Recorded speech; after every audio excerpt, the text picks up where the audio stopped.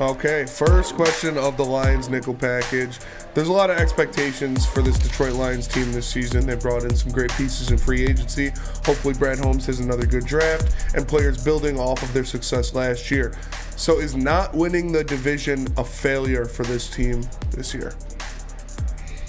Okay, here's the other edge of the scared not stoked, right? Like I can't sit here and tell you I'm uncomfortable with all this talk and be like, oh yeah, it's an absolute failure if they don't win the division. I got to be consistent, I guess. I by the math, by what people are talking about, probably. I think the people as a whole would say that yes, it would be a failure to them.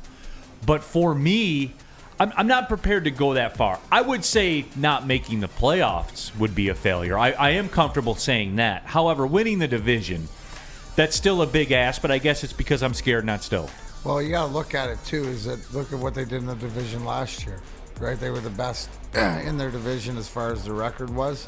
I still don't think that they're a failure if they don't win the division. I think they're a failure if they don't make the playoffs.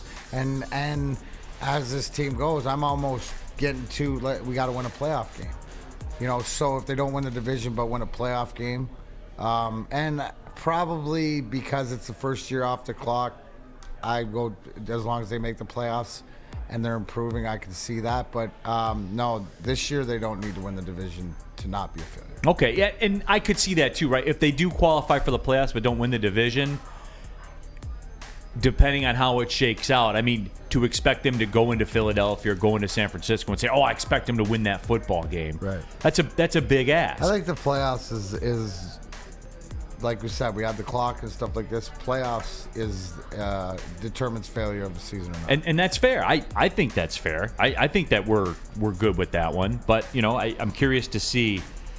Corey Berry says not improving the win total would be a failure, and right, not if it gets you in the playoffs. You go 9-8 again and it gets you in the playoffs this time. I don't have a problem with it.